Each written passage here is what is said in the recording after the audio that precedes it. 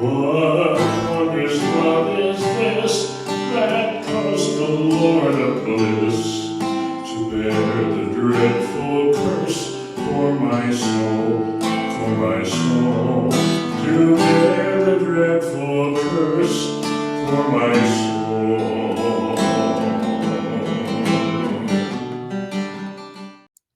Hello, Pastor Gavin Whitcomb here, and the Boiling Point podcast. We're continuing with our Old Testament survey, and now we're doing the book of Esther.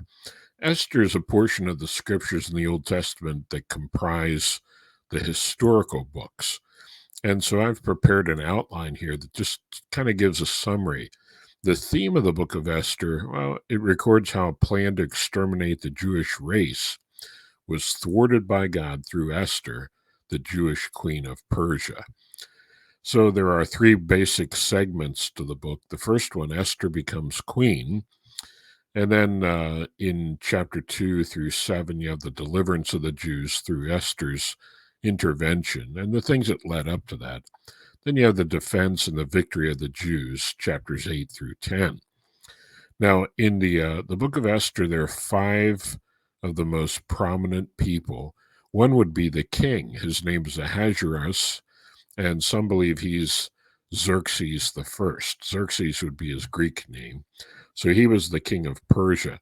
Then you have Vashti, who is the deposed queen of Persia, who was replaced by Esther. Then you have Esther, the heroine, the female hero of the story. She's a Jewish woman who became the queen of Persia through various circumstances that God laid out. Then you have Mordecai. Mordecai was a Jew who was the cousin / guardian of Esther. Then you have Haman, a high-ranking Persian government official who attempted to exterminate the Jewish race, but of course he was thwarted by the providence of God. So that's basically what we have going on in the book of Esther. Now, the book of Esther was possibly written by Ezra the scribe. Some people believe it may have been written by Mordecai himself around 460 BC. Now, the events described in the book are believed to have taken place around 480 BC. Now, of course, as always, those dates are approximate, but they're a pretty good indication. Now, what I want you to understand here, if you're going to grasp the meaning of the book of Esther, there's a historical background, and then you have to understand Esther's background. Now, the historical background in 606, 598, and 586 BC, there were 3 separate Babylonian invasions into Judah. And in fact, the Babylonians destroyed Jerusalem and the temple, all of it, in 586 BC. So the Jews were carried away captive into Babylon. Well, eventually the Babylonians got conquered by the Medes and the Persians. So at the point that the story picks up, the Jewish people are under the rule of the Persians. And the events described here and take place in Shushan, in the palace in Persia. And of course, Persia is the ancient name for what today we call Iran. So Esther was a Jewish woman there who was, part of the captivity of the Jewish people in the Babylonian, later the Medo-Persian Empire. So the king of Persia was holding a banquet. So there were some people from, some of his high-ranking officials from the Medes and the Persians there together. And there are historical sources that are indicating they may have been planning some military campaigns. And at this banquet, the queen, her name was Vashti, she was also having a banquet for, the women, the wives of the high-ranking officials and the women. And at one point, the king was showing off all his money and his riches, and then he wanted everybody to see how beautiful his queen was. So he called, King Ahasuerus called for his queen, Queen Vashti, to come so that everybody could see how beautiful she was. Well, she didn't want to come. In fact, she refused to appear there before her husband at this banquet. Now, the reason isn't explained, but this was a terrible insult, a humiliation of the king, and it made him really look bad in the eyes of, all his nobles and leaders. And so some of his advisors said, well, if you let her get away with this, then all the women of the kingdom won't listen to their husbands. So what you ought to do is get rid of her, depose her from her position as queen and find another queen. So the king took their advice, and that's what he did. Vashti was canned. She was removed from being the queen. And so the king went out not himself personally, but he sent men out to gather throughout the kingdom some of the best looking, most beautiful women to sort of try out. They would meet the king, and the king would choose which woman he would marry and become the queen. And Vashti was one of these women who were taken to the palace to try out for, becoming the queen. And eventually the king chose Vashti. But see, there was Vashti, her parents died when she was a child. So her cousin Mordecai raised her as his own daughter. And Mordecai was a high ranking official in the palace there, serving the king as well. Mordecai, of course, was a Jew, and he instructed Esther not to reveal that she was a Jew. Now, her actual original name was Hadassah, which means myrtle. But he, gave her a Persian name, Esther, and that means star. That's the meaning of the name. So, don't tell anybody that you're a Jewess, and go to by the name of Esther. Forget that Hebrew sounding name, Hadassah. So she followed her uncle, well, not uncle, cousin slash father's advice. And so Haman, there was another high-ranking official in the king's court named Haman. And Haman, I'm not going to really go into the why, but he had a hatred for the Jewish people. He was a rabid anti-Semite. And so Haman, being a high-ranking official, was some kind of policy or ordinance or law or some sort of legal thing where when he came down the street, everybody had to bow. Well, Mordecai refused to bow before Haman. Now, why? It's not clearly explained. It may have been that maybe he would equate that with idolatry, bowing down before a man. But it may have been that Haman was such a wicked, evil man that Mordecai just could not bear to show that degree of respect to him. And this really irritated Haman. So Haman wanted to kill Mordecai. He wanted to kill the Jewish people. So Haman comes up with this plot that he's going to convince the king to pass a law that all the Jews were to be killed, that they were to be put to death. So that's his plan. Well, in the meantime, there was a plot to kill the king. And Mordecai, Esther's cousin slash stepfather, learns of this. He overhears some guys talking and plotting to kill the king. So Mordecai, immediately notifies the king and notifies the king's other officials and guards and so forth. And so the men who are plotting to kill the king are arrested. And, Mordecai basically saved the king's life. Well, it just so happened that one night the king couldn't sleep. So he was, instead of sleeping, he got up and he was reading in the Chronicles of Mordecai, saving the king's life. He read about this and, wow, that's right. Mordecai saved my life. He notified me of this assassination attempt. It was thwarted, and nothing was ever done for him. So the Haman has this law that he suggests to the king that all the Jews in the kingdom be exterminated, and he determines eventually what day this would take place by the casting of lots, and it fell upon a certain day, and so there's this plot that's been hatched to kill the Jewish people. So Mordecai learns of this plot to kill the Jewish people. So he goes to Esther and he says, Esther, this is what's going down. Haman has this law that he's convinced the king to pass to kill all the Jews. You got to go before the king and ask him to, to have mercy on us and stop this. Well, there is a grave danger in that.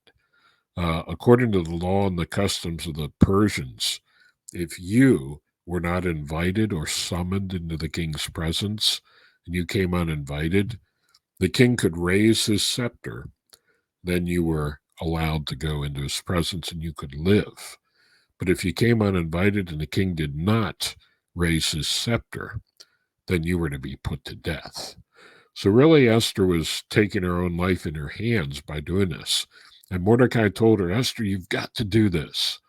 And if you don't, I'm convinced that deliverance is going to come from some other way. But how do you know whether you are coming to the kingdom for such a time as this? Thou art come into the kingdom for such a time as this. And, God, what he was saying, God has you in this certain place, in a certain time for this very thing. So step up to the plate, take courage, and go before the king and plead for our lives. So Esther decides, okay, I'm going to do it. And she gets some of her friends together and says, hey, fast and pray for 3 days. And on the third day, I'll go before the king. So she goes to the king and asks the king. She goes into his presence, and fortunately, the king raises his scepter, and she's allowed to go in, and she asks her request. What's your request? And she says, that I might dine. I want to prepare a banquet, and I would like you and Haman and myself to eat together at a banquet that I'm going to prepare. So the king says, fine, sounds great. All right, your request is granted.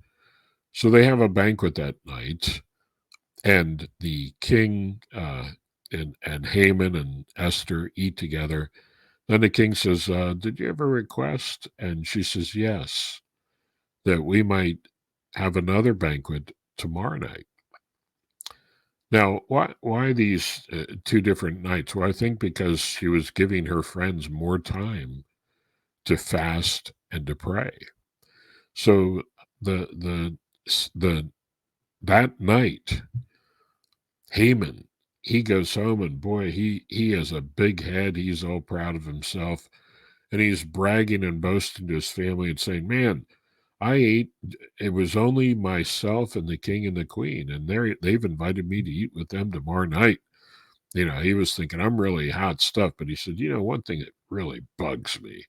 How can I enjoy any of this when I know that Mordecai is out there, that Jew, and he won't bow before me, and it grates on me. And one of Haman's servants says, well, why don't you build a gallows for him? Then see if you can get him hung. And Haman thinks, great. And he gave the order to go build some gallows that he might hang Mordecai on it. So here the gallows are built, and now this is the night that the king couldn't sleep, and he reads about how Mordecai saves his life. So the next day, when Haman comes into the king, he's about ready to ask if he can have permission to hang Mordecai. And the king, before Haman can make this request, the king says, hey, if there was someone that I really wanted to honor, what would be the appropriate way to do that? How would you suggest? And Haman thought that he was talking about himself. Haman was thinking, wow, the king wants to honor me.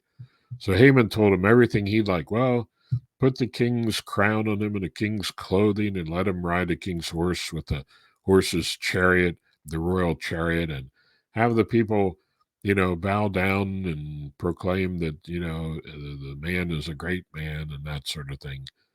And have someone go and announce, how great this person is. And the king said to Haman, "Go and do this for Mordecai," the very guy that Haman hated and wanted to kill. So he spent part of the day doing that. And then that night, they had the banquet where the king and Haman and Esther dined. And finally, Esther, she says, when the king says, "What's your request?" She says, "That my life might be given me and the life of my people, because there's someone who's out to kill me and to kill my people." And the king says, "And who's trying to kill you and your people? What do you mean? What are you talking about?" And she said, and she pointed to him and said, "That wicked man Haman."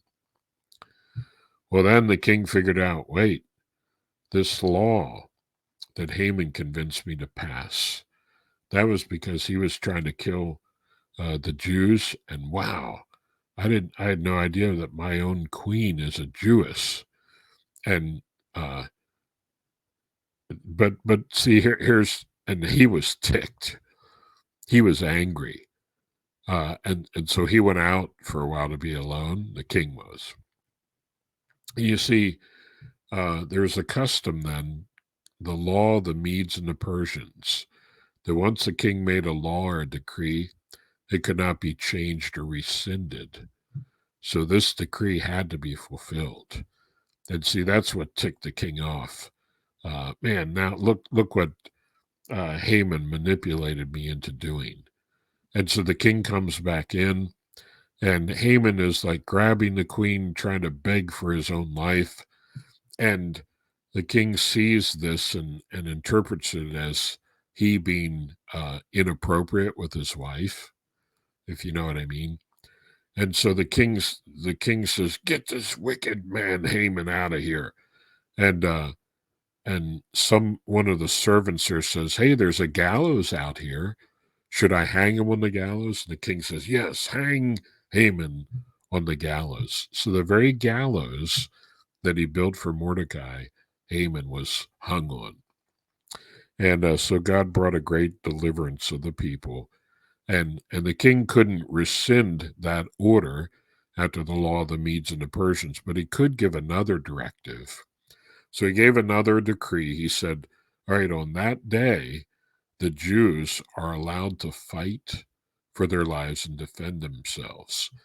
And so when the day finally occurred, there were a lot of Persians that helped the Jews fight to defend their lives. And the Jews won overwhelmingly and plundered their enemies.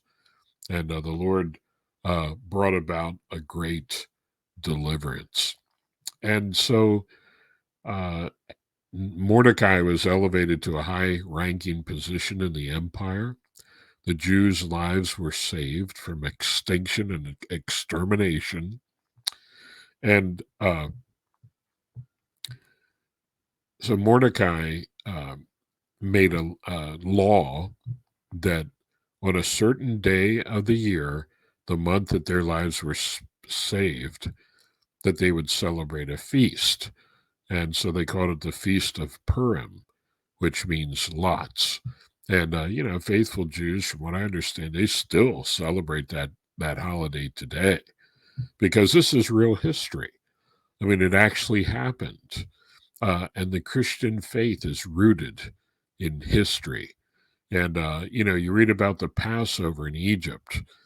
Jews today still celebrate, the Passover. And they still, some of them still celebrate the Feast of Tabernacles when they were led through the wilderness. So these events actually took place. They're real history. And this attempt by an anti-Semite to destroy the Jewish people was thwarted by God, but by God working through the courage that Esther had to speak for the life of her people. Don't forget to join us in the after show where we'll delve into some of these things in more detail and perhaps answer some questions you may have. So thanks for joining me in this study of Old Testament survey in the book of Esther.